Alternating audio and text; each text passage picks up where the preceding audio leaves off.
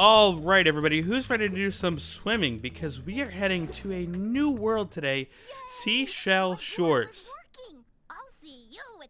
I can't believe I managed to pronounce that right on my first take, because the last episode only took like 4 takes to get right. And partially one of those was because I got interrupted by my editing software, but that's fine. Yes, welcome to Sheshell, damn it. And welcome to Sheshell Shores. Welcome to Let's Learn How to Talk with Nock, who is the worst possible teacher you could ever have for this. But anyway, actually, welcome to the first underwater level of the game. And also, if you notice as well, it was also very well placed, same as Cloud Spire's level we looked at a couple of episodes ago, because they placed it next to the swimming tutorial. Good game design, guys. Nice going. But yeah, so this entire level basically takes place underwater. There's a few parts of it. I don't know, probably half. I don't want to say entire, because the whole thing isn't underwater, but it's close to half. But yeah, so this is kind of like your learn how to swim underwater. And by the way, for those of you who don't know, have never played this game before, Spyro does not have any sort of like countdown timer like Sonic-esque. He's going to die underwater if you don't get through in this amount of time. No, Spyro's fine. There's no such thing as like Spyro drowning, because apparently even though Spyro is not fireproof, he is waterproof. Don't ask me why. Anyway. Yeah, so all of the Rhinox, of course, are going to be following us underwater and shooting underwater things as well, but we're going to go get ourselves a 1-up here, which will make up partially for that one I screwed myself out of in the last episode, and we're going to move on. So, and if you look up here, I think... Oh no, this is not the one. This is not the one I'm thinking of. There's one of them with a secret in a little bit, but I'm getting ahead of myself because we are not at the secret yet. And yes, she is telling us that we can press select to look at the atlas so we can know what kind of progress we're making in the levels, which is kind of important unless you're just doing what I'm doing. And if you're following me, you'll probably have the good old 5 out of 5 or 6 out of 6 and 400 out of 400 gem things just pop up on you like every level. And by the way, speaking of eggs, here is one right now. This is Jason, little Jason, who unfortunately feels like crying immediately following his retrieval from that egg. How Spyro has the magic to make all of the eggs hatch immediately in front of him, I have no idea, because you would think that would be probably pretty bad in all reality's sake, but, well, who cares? It's Spyro logic. Spyro logic, like I was talking about last time. It's a good thing I fell off here as well. By the way, also, I did completely forget about those Rhinox, which I think this is supposed to be reminiscent of the first game, but also maybe of Donkey Kong. Who knows? But yeah, so... And the barrels look no better than they did back in the first game. But yeah, so these guys can be very easily be taken down by charging actually into their barrels that they're throwing at you, sending them back in their faces. Which is kind of important, I guess, if you like sending barrels into people's faces, or you just want to kill things in an alternative way. Whatever, that works. That's fine. Now, this is the one I was talking about before. If you look above us and you're very, very eagle-eyed, you might notice that there's a little bit of a platform upstairs, and there, well, you just got a glimpse there of a gem. Because, well, there's actually a secrety secret up there. And that's what I was hinting at before. And I managed to kill this guy. I'm not sure if I killed him by the barrel explosion or by the flame. The game, unfortunately, does not tell you. By the way, yes, the fodder for this level are chickens dressed in space helmets so they can breathe underwater. No, you shouldn't question it. It's Spyro. Spyro logic. And ironically, after I got the little tutorial on how to jump and glide, I missed the jump. How fantastic. I'm guessing by the fact that that's there, they meant this to be for this to be a little bit earlier on, but they moved it for good reason, I think. I do think this is probably the hardest of the main levels. They did, I think, get that right in making it so that you needed 14 eggs to get here, just so you had a little bit more experience in actually dealing with things in the levels before you got down here, just to kind of make sure you're at least a little bit on top of things. And, did we skip one of the platforms? I think we skipped one of the platforms. There's a little Sheila thing here, which we'll get to in a little bit. We'll come back for that, but I'm not going to worry about that at the current moment of all moments, because, well, at this here juncture, we're just trying to progress through the A to B thing. Yeah, there's Sheila stuff over there. Oh, am I going back for it? I am going back for it. I have completely forgotten. I only recorded this like 3 days ago. Oops. That's what happens when you don't always have time to record commentary, and you just want to record gameplay just to get the gameplay ready to go. I would have loved to record the commentary like immediately following this, but unfortunately it was just not in the cards, because I thought I was going to have more alone time than I did, but I did not, and well, here we are like 3 days later. it's Monday the 1st of May, if you're wondering, by the way. I'm assuming of 2017, by the way. I should clarify. Because if you're watching this, like, several years in the future, you might be like, what year is it? And I'll be like, the one with a really stupid number is its year thing. And you might be like, well, that still doesn't clarify it. Like, I know, I just really dislike the year number 2017 for no reason. But anyway, we've completed our A to B goal, odd tangent aside. And we have gotten our egg for that. And set the seals free, or well, we were about to get our egg for that. And Stanley the seal here is going to give us our egg finally, named Dizzy. And he will be making his way back to the homeworld. And something special is going to happen now that he's back there. But we need to complete the rest of the level before we go find out. Now this episode, as you probably are going to notice, is a little bit longer because there are 3 side missions in this level. That is right, count them up, 1, 2, 3. We've got a lot of side mission stuff to go through. And well, I guess you have to be here for me anyway. Because as you can tell, this level's kind of longer to begin with as well. Because I think this level single-handedly is longer than Molten Crater, just in what we have to do. But yeah, there's a whole bunch of little side mission-y things there. And by the way, that chicken is a skill point. It's called the Funky Chicken. I'm not sure exactly what's weird with it, but well, it's a skill point if you manage to kill it. And I did manage to kill it in a few minutes, I want to say. I think I got it. Pretty sure I got it. Don't kill me, Brian. Please. I not appreciate it. But of course, because that is a skill point, you get an extra life for that. Also, fodder do have a chance. There it is. Boom. No, I did not hit it, but you counted it, so I'll take it. But fodder, regular fodder, do have a chance of actually dropping a 1-up. That does not mean they were a skill point. As far as I know, that is the only skill point in the game from fodder. But I could be mistaken, because I also have not reviewed my skill points. I'm not going to get all of the skill points. I'm just showing off the ones I know by heart. Both just because I mean, I've played through the first world of this game a good number of times, but also the later levels of this are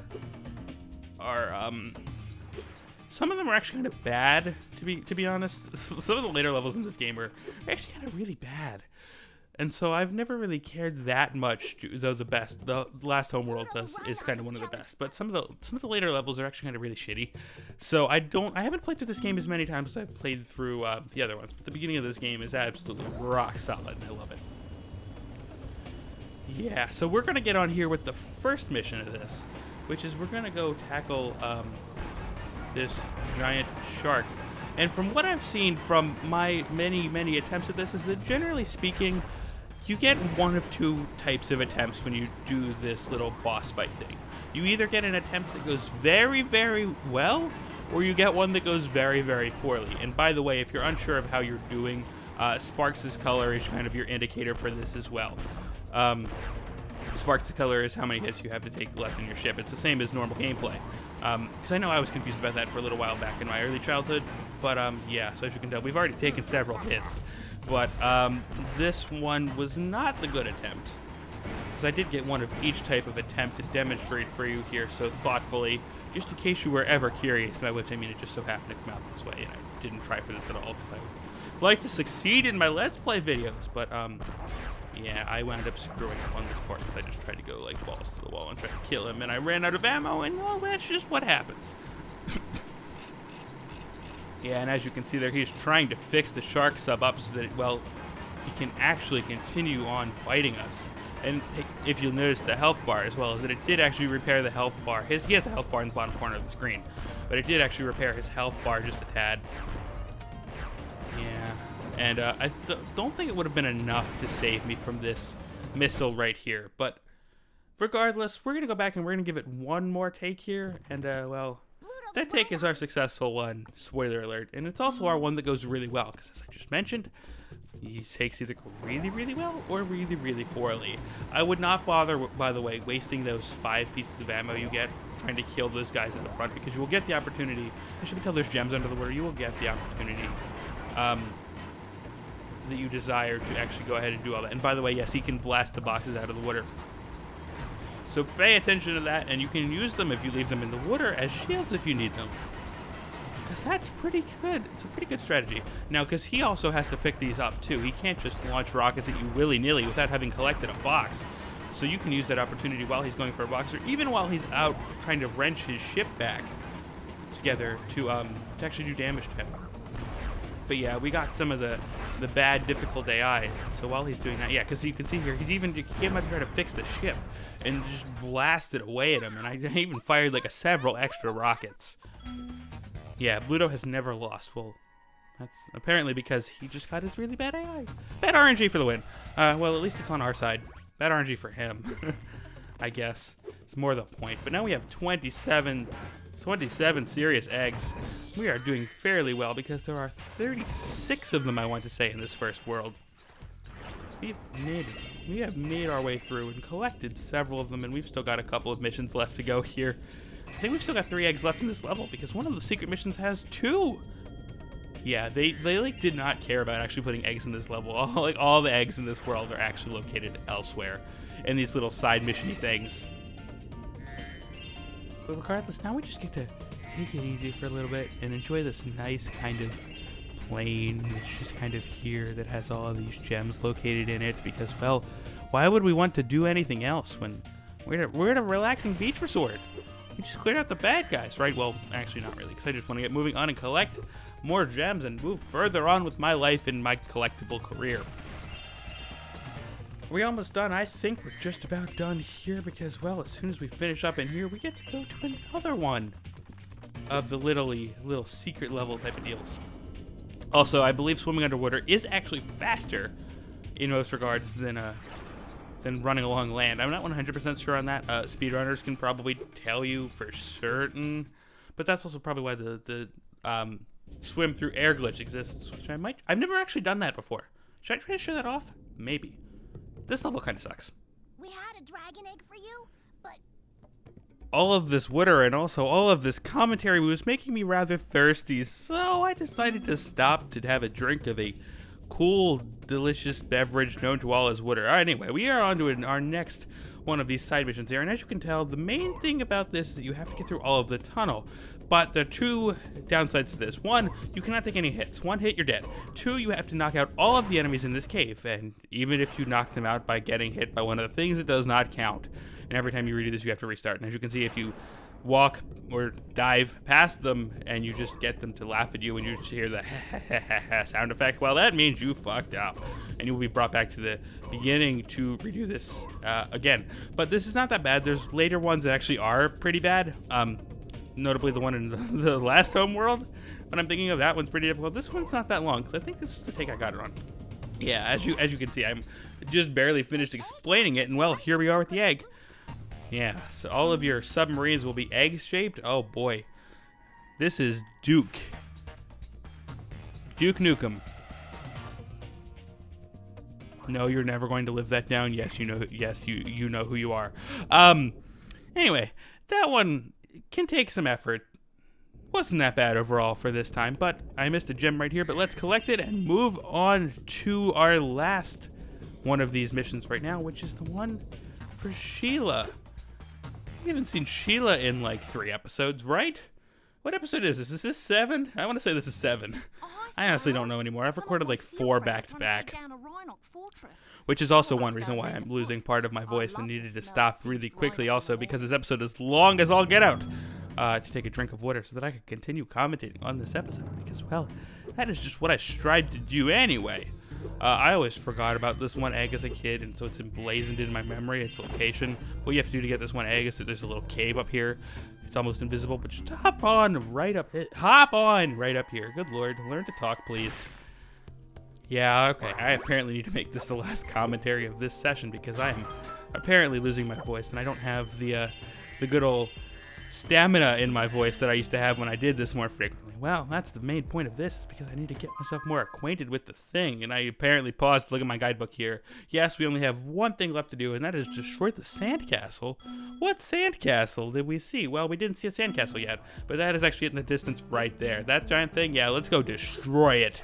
How are we going to destroy it? Well, how are we going to destroy it? That's a good question. TNT would be nice. Those guys have TNT. Can we use that TNT to go destroy and get the egg? Because it's the one thing we have to do left? Well, kind of. What we have to do, there's a particular strategy for this, and if you watch, we'll find out. You have 90 seconds to do this. What you have to do here is you have to destroy all of these blocks on the outside. The main thing you want to do here is actually just go and destroy the cannons. Because if you destroy the cannons, they cause some explosions, which will take out all of the weaker blocks. And also, we'll frequently send some of these Rhinox flying. And as you can tell, when the Rhinox fly, they can take out other Rhinox or other blocks, which makes your job easier. I think this is one of the better runs I've had of this, but also it's I barely did it in time. So yeah, you don't want to sit there and focus on all of the things because as you can tell, the timer is fairly limited considering we're halfway through and more than 2/3 of the way through time. But also part of that is ways to get you have to walk up to the thing. But also be careful of the Rhinox because obviously you don't want to get hurt, and getting hurt wastes a lot of time if you're not careful. So yeah, let us do it. We have like 10 seconds left and we've got to destroy both of those things, which conveniently enough happened in one thing, and with 5 seconds to spare, we have eradicated all of the blocks. They can run inside of it. I'm not sure why we couldn't just clear the doorway out and let them do it, but anyway, they have moved in indeed, and we are there. And by the way, the ones that look like they have a little door are actually to let more enemies out, just FYI. So that's why there's no real point in tackling the Rhinox, because really they get tackled by the blasts anyway. You have to shut off their spawn points so they can't spawn anymore. And just tackle the towers. That's your main objective. And then if there's anything else in the way, which for the most part everything does blow up when you tackle the towers. But then if there's anything else, then worry about that in the way. And just kind of make one clockwise or counterclockwise loop around the thing, and you should be good to go. And as you can tell, we have all 6 eggs here. And I am stopping to pick up a chicken, because chicken's always important. And that, as you can tell, that is 400 out of 400, and we have 91 gems available. But we have one more thing that we have to contend with real quick here, because, well, when we leave this, we actually get a small cutscene. Because, as I mentioned, the main goal was to kind of get all the A to B goals for this world. And, well, here's what happens when you do all that. Because, as I mentioned, this is the last main world. So now that we're done this, Let's head on over to the balloon. we get taken over to the balloon. The balloon? Well, I never shut this off because it was at the very beginning. But yeah, they've prepared a balloon for us so that we can go to the next world. Jump on. Are you ready, guys? Let's do it. Next time.